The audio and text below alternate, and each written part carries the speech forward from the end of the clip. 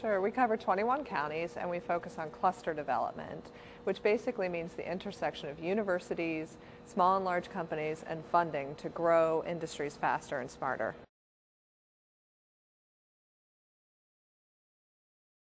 That's right, there's some strong emerging opportunities where you don't have other people working, and those are in advanced energy and flexible electronics.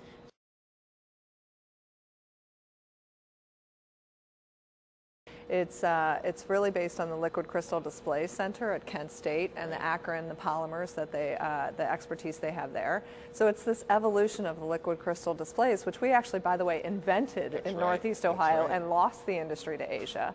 So this is our next opportunity. So we need to take advantage as quickly as we can, pull together the companies, which we're doing, and provide service to the companies and the universities to grow that as fast as we can so we can gain that market advantage.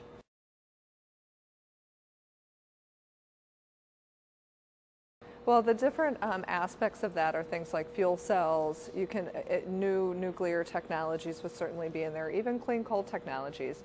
But we've decided to focus in a couple of different areas for roadmaps because we think there's particular opportunity in Northeast Ohio to really gain an understanding of where we're going. So that's in energy storage, smart grid, electrification of transportation, and biomass waste to energy.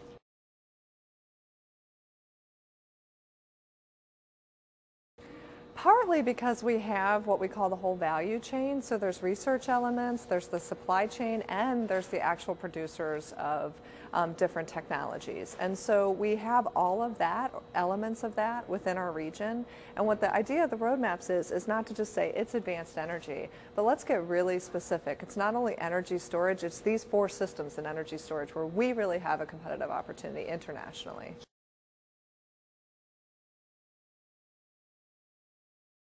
We're right in the middle of 4 roadmaps that have been funded by the Economic Development Administration, which is a federal entity, and our current funders. So we have matched money there.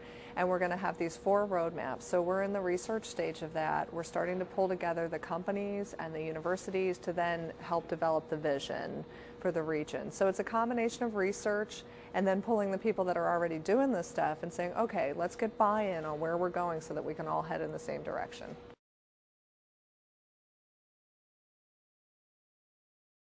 Well, it's a great point because we couldn't do what we do in cluster development if it wasn't for Jumpstart funding early stage companies in energy and doing a lot of hands-on work with the companies. If it wasn't for the Greater Cleveland Partnership being able to do advocacy in the Greater Akron Chamber in those areas. So there's a real partnership that goes on with many different organizations.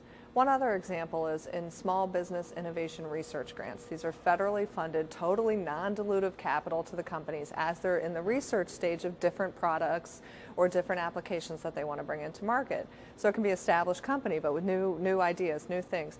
Free money from the feds, there's always the reporting strings. We are all getting together, so BioEnterprise, Jumpstart, Team NEO even, and us to say, how do we make sure that companies have access to this kind of non-dilutive capital? So we have a program that we're managing together along with the Ohio Aerospace Institute as well. So it's a really broad collaboration.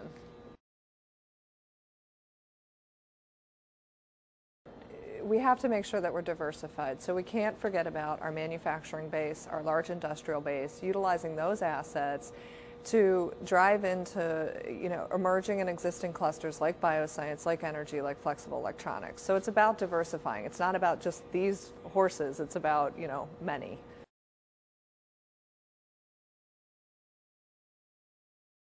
Well, it's interesting because I was talking to Ned Hill the other day actually at CSU, and we were talking about the fact that we're going through an economic transformation in Northeast Ohio. And these things, in his estimation, take about 20 years, and let's say we're about halfway there. So while we still have a lot of work to do, there's indicators like the Bureau of Labor Statistics came out with a report that we're the #1 manufacturing job growth in the country right now.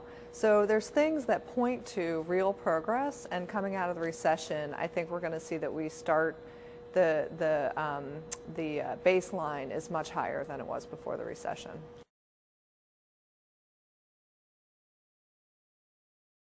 Really, the metrics become a combination of jobs, leverage capital, and a lot of that's private capital, but you can't forget about state and federal capital and making sure that we continue to support things like the third frontier. And then, of course, there is new company formation. That's an important, as long as measuring survival of those companies is important as well. So it's really a combination. You need to look at all of those different factors as you're, driving this economy forward.